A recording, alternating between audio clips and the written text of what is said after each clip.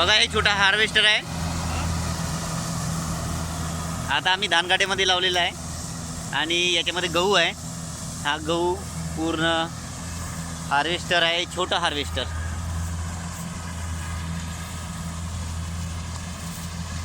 direct लावलेला जो गहू आहे, न कापता बायांची काही गरज नाही आणि डायरेक्ट कटिंग होऊन तुम्हाला